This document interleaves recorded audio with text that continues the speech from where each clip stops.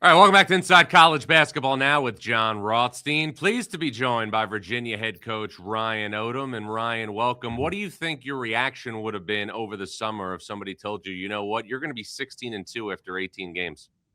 Yeah, I'd be really pleased, no doubt about it. We had a lot of transition, a lot of new faces, new staff here. I mean, everything was new, and so certainly to be in the position we're in right now, we're certainly grateful, but not satisfied. How would you describe the challenge of putting together a roster at the power conference level pretty much from scratch? It's difficult. There's no question about it. There's long nights, early mornings. There's a lot of just consternation, meetings, trying to figure out where you want to go with this particular team. Who can you get involved with, and certainly ours landed in a really good spot. We're really confident in the guys that we have on the roster and the character of the kids that we have here, and they've just done a really nice job. Now, it's interesting because your roster has a little bit of everything when you talk about where you got your players. There's international players. There's a freshman, obviously having a major impact in Chance Mallory. There's also some transfers. How did you balance all of those different pockets of recruiting? Yeah, I think really that's what we want overall. We want really good, talented high school guys that fit UVA. We certainly want to retain the players that do really well here and that want to be here and be a part of something bigger than themselves. And then you want to try to fill in with the portal. Well, in year one, that's hard to do. You're going to end up with quite a few transfers, and you just want to make sure they're the right ones. That choose Virginia for the right reasons. What's the biggest difference in being the head coach at Virginia versus being the head coach at VCU, Utah State, or UMBC? Man, I think the biggest difference is this. I'm familiar with this place. I was familiar with this place before I arrived on campus, and I've said this. I've had lots of jobs over the course of my career. Assistant coach, starting out in '97 when I graduated from college in '96, all the way to now, and this is the first place that's been in my heart, and I think that's the biggest difference. They're all awesome places. I've been fortunate to coach at every one of them. But Virginia is special to me. There was so much pressure at your last two jobs, VCU and Utah State, because there was a path to an at-large bid, but it felt like in certain pockets of the schedule, you had to be close to flawless to have a chance to get an at-large bid to the NCAA tournament. After going through that in the Mountain West and the Atlantic 10, how refreshing is it to finally be in a multi-bid league? Yeah, I mean it's definitely huge, and we never were really in a position, at VCU to find out, whether or not we would have made it or not. Right. We ended up winning the championship there, so we felt pretty confident we were going to get in last year and would have been two teams in the tournament. But it didn't work out that way, and certainly we're excited that it didn't, because we won a championship, and that was a fun moment for all of us. But we're in a solid spot right now, but we're by no means, comfortable. We've got a lot of work to do, a lot of improving to do. But going back to your original question, I mean, there were days at Utah State, we just tried not to think about it, Yeah. and really focus on what was right in front of us. But, in hindsight, we were playing like 7 bubble games just prior to even getting to the conference tournament. I know. And tough stuff. Virginia basketball was obviously made into one of the best programs in the sport under Tony Bennett, but obviously something that was associated with that was a slower style of play. You have done the opposite. What has been the response so far to a faster tempo for Virginia basketball? Yeah, I think I've always said this. There's a lot of different ways to win, and nobody did it better than Coach Bennett in college basketball. The most humble national championship coach to ever do it. Yep. And certainly, for me personally, I like to play fast. I played for Tony Shaver at Hampton Sydney. We pressed full court, and it was just a fun style of play, and that's where I learned it. And so certainly, I wanted to bring that style to the different spots, that I've been fortunate to coach at. All weren't equipped to do it. The University of Virginia has been equipped to do it. And I think one of the things that is lost is our defense. Our defense takes the clock of the other team in a lot of different ways. And so similar, to coach's style in terms of on the defensive side, and you're trying to get teams deeper into the clock and making it harder on them. It's just a different way of doing it. And, really, really excited about, where the guys are at right now, and hopefully the fans are enjoying it. Now, you and Tony Bennett are forever linked for a few reasons. One, you're both obviously head coaches at the University of Virginia, but you also were the one that pulled off the first ever 16-1 upset when you were at UMBC and he was the coach at Virginia. How has the relationship obviously evolved since you took your current post in Charlottesville? Yeah, it's very good. We enjoy one another. He tries to stay out of my way. I want him more in my way. I want him to give me more advice than he currently does. No, but he texted me after the Louisville game the other day, and he follows, his team. He loves the University of Virginia. He wants us to do really well, and I know he's happy for me personally to be back home. And so he's just been somebody that's been very supportive, since I got here. And I think it's only going to get better as time goes, but we're really excited. We couldn't be more thrilled about this weekend and the celebration that is going to happen here in JPJ in honor of him. Well, no, and everybody obviously in college basketball respects and obviously admires Coach Bennett, and it's great that he's getting his due in Charlottesville. But you're the Virginia coach now, so everybody obviously in that Charlottesville community wants you to bring this program to great heights. But I'm curious, when you're walking around campus or you're walking around downtown, how often do people stop you and bring up the UMBC game? Not as often anymore. I mean, it's an occasional thing, but not as often. I mean, I think there's ironically, there's fond memories of it now. Had the 2019 result not happened, probably wouldn't be fond memories of it, but certainly that game led that group of people to do amazing things and great things, and their toughness, their togetherness, their competitiveness, their willingness to fight together is something that'll be studied for a long, long time. And I'm grateful in that, it's a part of our DNA now. It's something that I can talk about in recruiting and really try to learn from, as we go. And that game was a seminal moment for you as a coach, but coaches who have great wins in the NCAA tournament have those victories last for a lifetime. But how much, after getting a taste of that at a lower level, did the win itself on that big of a stage motivate and invigorate you to do more with your own coaching career?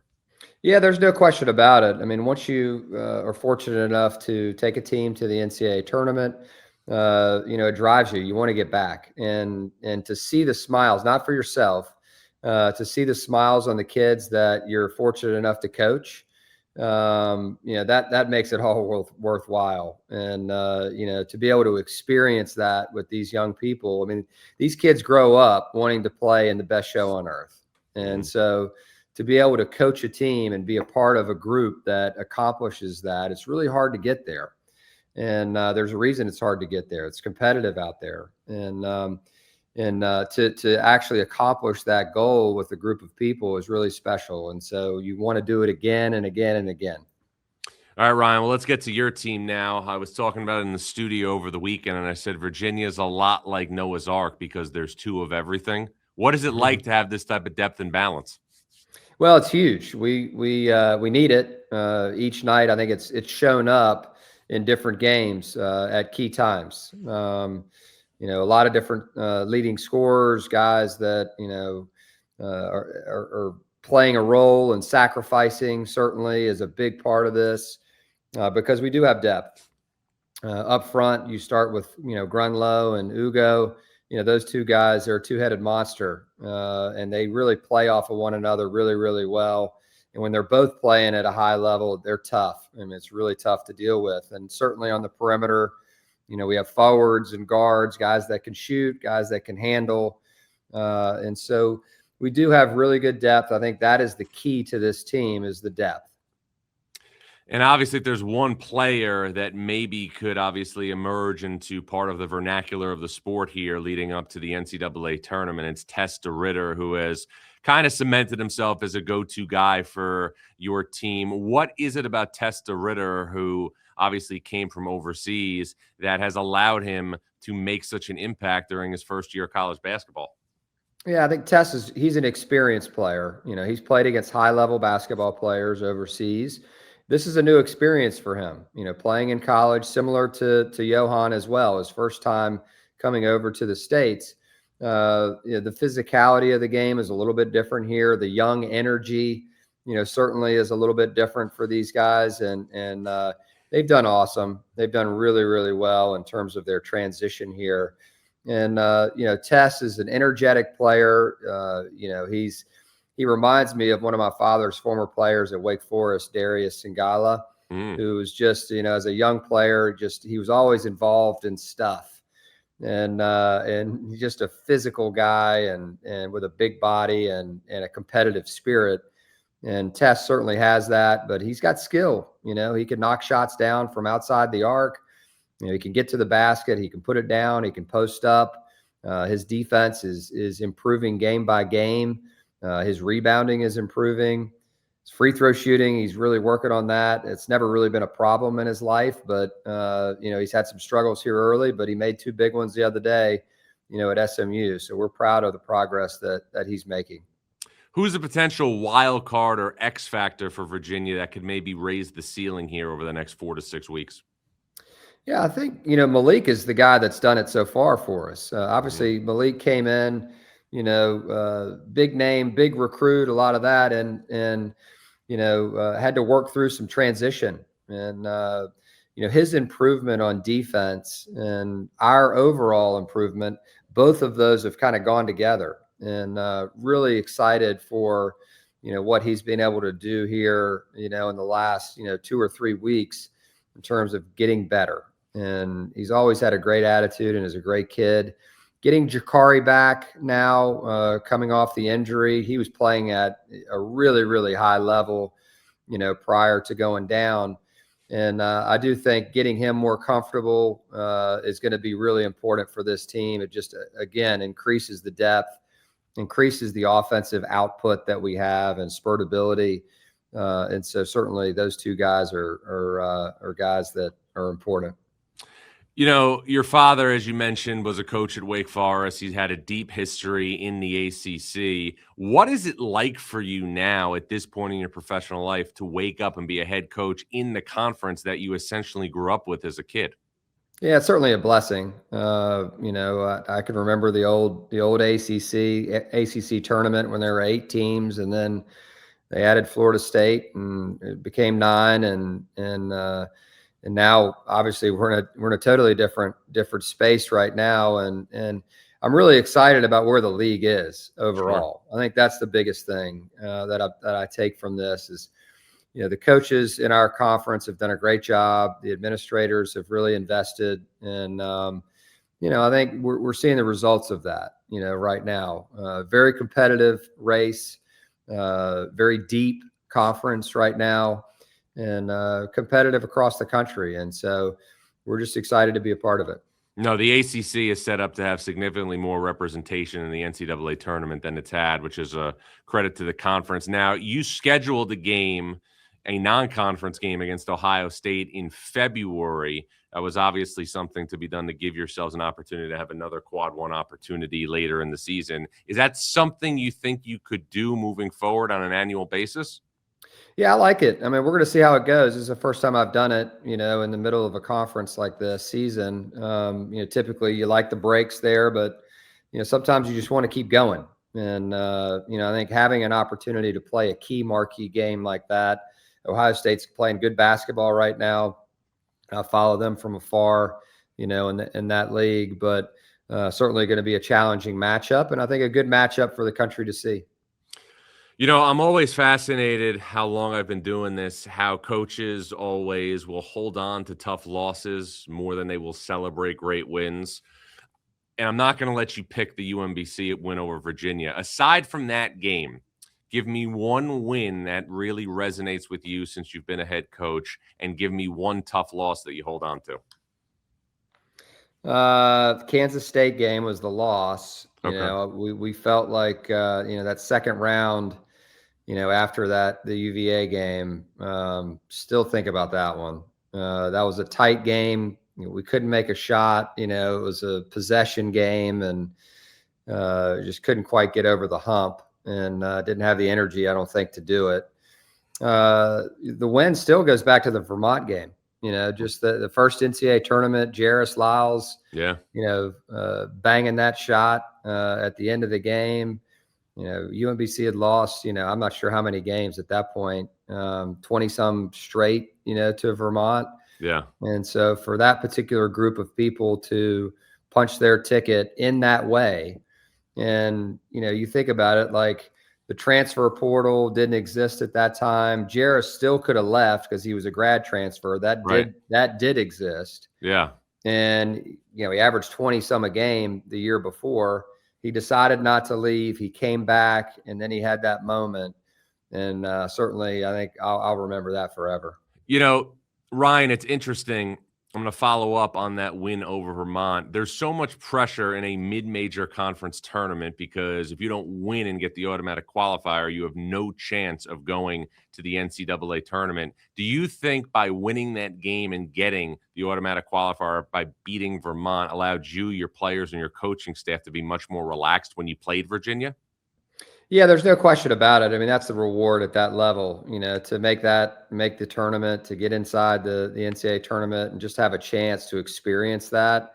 Certainly that game was way more emotional, honestly, more emotional than the next one.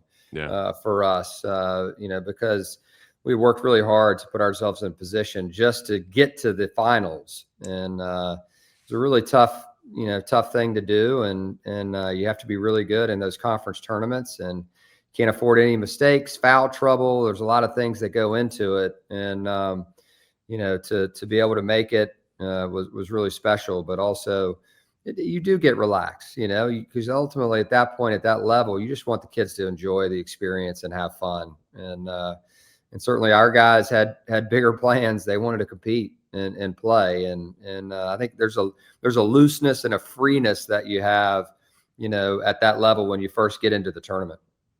I think it's interesting that you bring up that the Kansas State loss is the toughest loss that, you really hold on to because it's 48 hours after one of the biggest wins in NCAA tournament history. What was the day like in between UMBC upsetting Virginia and then losing to Kansas State? Yeah, I mean, it started right away after the game. We went from, we had very little media coverage, Right. at UMBC until we, made the dance. And, that was pretty special. But, I think we had meetings with CBS and ESPN and all the different outlets, media outlets that we had to do. We had the practice, as well to in order to get ready. And so not a ton of time. I think we had the Fortnite people there, Steph Curry sending stuff because we were with Under Armour at the time. And so it was just, there was a lot of stuff going on, not a lot of sleep. And, hopefully we prepared the guys, the best way we could. But I'll remember I thought about taking their phones, and not allowing the guys to have the phones. But I was like, that would have been foreign. We had never done that before. And so we just really encouraged them to just, hey, let's try to keep this thing going. And they did. They really did their best, in that game. And we have no regrets, certainly about that. Give me one recruit that you really wanted, either as an assistant coach or head coach, that you just missed out on. Oh, man. Luke Richard and Bob Mute. I tried to get him. Yeah, he was a really good player. Ended up going to UCLA and went on to help them, go to the Final Four. Like, he was a heck of a player, man. And just a really key piece, to that team. And a great kid, an absolute great kid.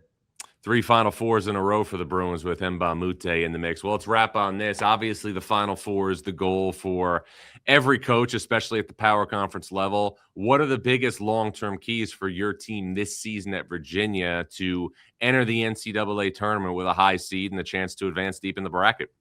Yeah, I think health, certainly, and keeping these guys, fresh minds, fresh legs, competitive spirit. And I think the key for us is to continue to improve. We have to improve. If you're not getting better this time of year, you're probably not going to reach your ultimate goals or your ultimate potential. And so having the guys come in every day with the mindset of we're just going to get better, regardless of, whether we just won 2 in a row or we just lost a hard game, whatever the situation is, staying present and in the moment and realizing that, if we play a certain way, we're going to have a really good chance to win. And, health is a huge part of that. It just is.